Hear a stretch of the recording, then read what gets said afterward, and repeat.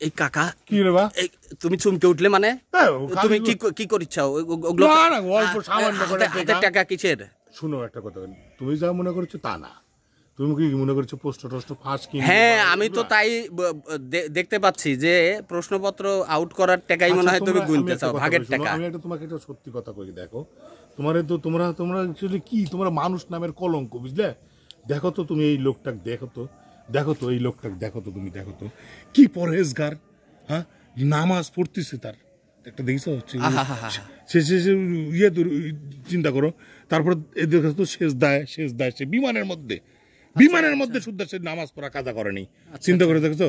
তারপরে দেখো এই দেখো তোমার তার ছেলেটা দেখো তো, মার্শাল্লাহ তার ছেলেটা দেখো, চেহারা দেখো, ছাত্রলীগ করে, কিন্তু ছাত্রলীগ করে তার ছেলে, ছাত্রলীগ, ফুটফুটে সুন্দর তার ছেলে, দেখো তো কি সুন্দর। হ্যাঁ ফুটফুটে সুন্দর না তার ছেলেটা? একেবারে ফুটফুটে সুন্দর। চাচাও কি কম ফুটফুটে সুন্দর? চাচার চেহারা মার্শাল্লাহ দেখো, একবারে মনে হচ্ছে যে দুধে আলতা। হ্যাঁ সুন্দরের বাচ্চা তো সুন্দরই হবে। আর এই দেখো তার যে চেহারা, তার যে শেষ দাঁত, সবসময় শেষ দাঁতেই থাকে। এইরকম একটা পরহেজগার ব্যক্তি, পীরে কামেল, হ্যাঁ পীরে কামেল। তুমি টাকা গোনাল দেখে তুমি চমকে উঠলে কেন? আরে বাবারে, তার মানে ওই ওনার সাথে তোমার আতাত আছে নাকি কাকা? উনার নামে এই যে উনি হচ্ছে গরিবের রবিনহুড, বর্তমান যুগের রবিনহুড, সরকারি কর্মকর্তা কর্মচারীদের রবিনহুড।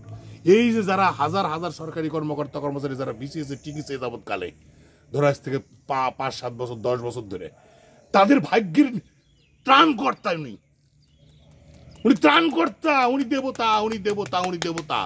উনাকে তো আসো মন্দির করে পূজা করা উচিত তোমারে, হ্যাঁ হাজার হাজার পরিবারের তিনি দিশা, তিনি কি করেনি।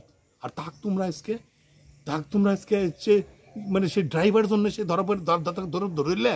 ও দাদা, চোরেরা খায় দাঁত খানি, আমরা কেবল সুদ টানি। আমার জীবন সুদের উপরে গেল, আর তুমি ওই টাকার ভাগ পায়া তুমি ওর পক্ষে কথা কইছাও? না শুনো, সবকিছুর ব্যাপারে একটা কথা আছে। উনি কি এমন প্রশ্নপত্র ফাঁস করেছে? উপরালাই বলে প্রশ্নপত্র ফাঁস করেছে, এক হুজুর আমাকে কইলো, হ্যাঁ কবরে গেলে 3টে প্রশ্ন করা হবে। সে প্রশ্ন তো এখনই ফাঁস করে দিছে আল্লাহ। ও আচ্ছা, ফাঁস করে দেয়নি। আর সামান্য বিসিএস টিসিএস তোমার পিএসসি পুলিশের পরীক্ষার প্রশ্নপত্র ফাঁস, এগুলো তোমরা কি মাতামাতি করো? হ্যাঁ স্বয়ং মহান সৃষ্টিকর্তা তিনি কবরে দেওয়ার পরে কি কি প্রশ্ন করাবে সেই প্রশ্ন ফাঁস করে দিয়ে তুছে। হ্যাঁ তোমার দিন কি তোমার? হ্যাঁ ফাঁস করে দিয়ে তুছে। তাহলে এই পরীক্ষার প্রশ্ন ফাঁস করে এমন কোন পাপের কাজ কি? হ্যাঁ এইরকম একটা পরহেজগার, এরকম একটা রবিনহুড যে সামান্য কিছু টাকা তার কি এমন করেছে? করে গাড়ি বাড়ি করেছে, কুয়াকাটায় হোটেল করেছে। তিনি কি একা? তার সাথে আর কেউ ছিলেন না? হ্যাঁ তিনি অশিক্ষিত, কানাডা পালাতে পারেনি, অস্ট্রেলিয়া পালাতে পারেনি, বা সিঙ্গাপুরে পালাতে পারেনি, তাই না? তিনি টেকা নিজের দেশেই করেছে, সম্পদ হিসেবে করেছে। হ্যাঁ তিনি তো উপজেলা চেয়ারম্যানে দাঁড়াতেই চাচ্ছিল চাচা আমার। তোমরা এই ভালো মানুষটাকে নিয়ে তোমরা এই সময় ট্রল করিচ্ছ। হ্যাঁ এরকম একটা পীরে কামেল পরহেজগার, এতগুলো পরিবারের দিশা, হ্যাঁ টেকা গুনবো না কিছু না, টেকা গুনবো না কিছু করছেন কিনবো তো। আমার আন্দোলন করে কোনো লাভ নাই, তোমরা আন্দোলন করো যাও, তোমরা ওদের বয়স থেকে কোটা বিরোধী আন্দোলন করো। আর আমরা কোটাই দেখো মাল দিয়ে মনে করো কোটা নিয়ে চলে আসবো, হ্যাঁ বিসিএস দিয়ে অফিসার হয়ে যাবো, হ্যাঁ নতুন করে আবারও মনে করো লেখাপড়া শুরু করবো, বুঝলে? আবার 9 ভর্তি হবো। সারা বাংলাদেশে সব সম্ভব, বিশেষ 9 ভর্তি হয় মনে করো তাড়াতাড়ি করে A+ নিলে 5,000 টাকা দেয়, 10 ইন্টারমিডিয়েট, তারপরে মনে করো ড্রাইভার হয়ে যাবো। এরকম বড় দোকান, হ্যাঁ তেলও চুরি করা যাবে, সব মনে করো। চিন্তা করো কি একটা অবস্থা। তবে হ্যাঁ তুমি যাই কর তাই কর, লেখাপড়ার কিন্তু একটা দাম আছে। বা তার ছেলেকে লেখাপড়া করাতে এবং ছাত্রলীগের মতো একটা ভালো সংগঠনে যোগ দেওয়া আছে, সাপোর্ট।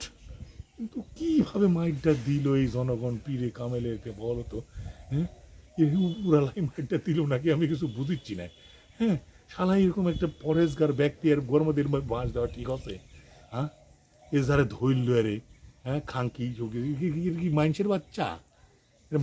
এরা এই কাম করে খাসে।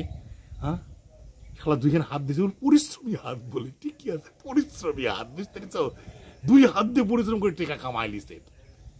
তার ফেসবুক অ্যাকাউন্টে গেলে তো মনে হচ্ছে দেবো তার ফেসবুক অ্যাকাউন্ট, বুঝতে পেরেছ? হ্যাঁ পীর বাবা অসাধারণ, সে নামাজি মনে করো যে। হ্যাঁ তার ছেলে পোস্ট দিছে, হ্যাঁ সমুদ্রের ধারে কুয়াকাটায় বিজনেসের একটা কাজে গিয়ে হ্যাঁ নামাজ পড়ছেন, আমার আব্বা একজন ইয়ে দিল, সেই ছবিটা আমাকে মেসেঞ্জারে দিয়েছে, ফেসবুকের মেসেঞ্জারে দিয়েছে, আমি সেটা পোস্ট করলাম।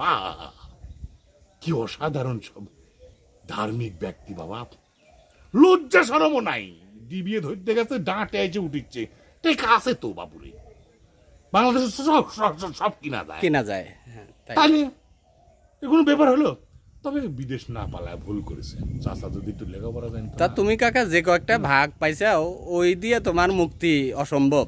না, আমি এই সামান্য টাকা পয়সা আমার মালিক আমার ওইসব হবি না, বুঝলে। তবে একটা কথা আগে জানলে পরে বিসিএস দিকে চলো যাই, বুঝতে পারছো? সেটাই তাহলে ভালো। আমার মাথার মধ্যে একটা চিন্তা হচ্ছে, যারা এই বিসিএস দিয়ে ঢুকিছে মনে করো এই টাকা পয়সা দিয়ে, তারা বিচার হবি? তারা কি টাকা পয়সা, তারা কি চাকরি যাবি?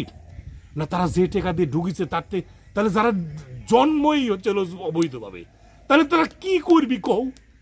কি কোবাই না কোবাবি মনে করো? বাংলাদেশের জনগণে কেমন কোবাই না, এরাই তো ঢুকে কয় আমাকে সার কোয়া লাগবি, বুঝো না? হ্যাঁ, ওই তো মাল দিয়ে ঢুকিছে, ওর তো আদর্শ ওই রে, হ্যাঁ ওই অক্ত সার কোয়াই লাগবি আমারে।